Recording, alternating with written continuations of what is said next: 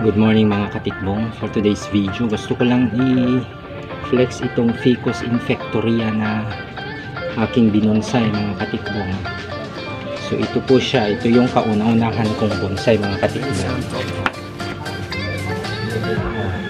Ito siya mga katikbong.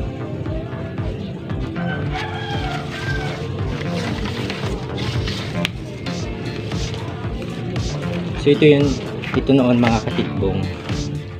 Pinili ko lang na maliit siya, ganito lang yung kalaki yung stem niya mga katikbong, tapos ganun lang siya kalaki,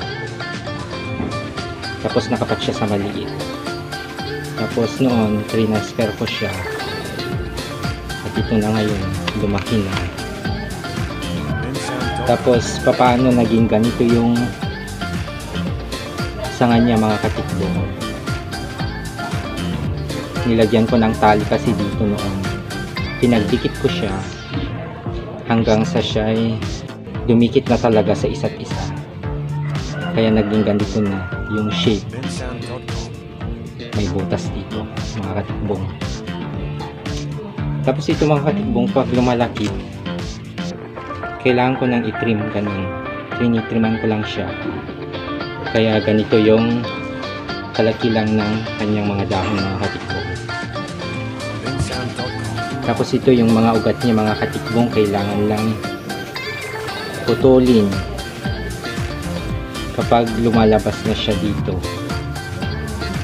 Tapos ito mga katikbong, pwede siyang pang indoor at saka pang outdoor, so versatile siya mga katikbong. So ganun lang siya mga katikbong, hindi naman maselan yung mga Ficus. Ganito lang siya. So kailangan lang ma-maintain mga katikbong kung ano ang gustong itsura.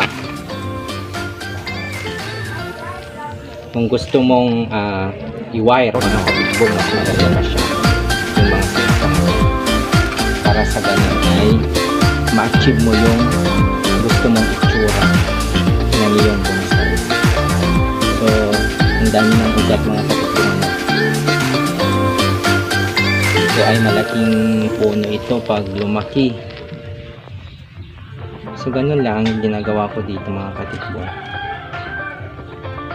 Maintain lang talaga pag may bonsai. So yun lang mga katikbong. Gusto ko lang i-flex ito yung aking kauna-unahang bonsai. I think this is 15 years now mga katikbong. So yun lang mga katikbong. Thank you for watching mga katikbong.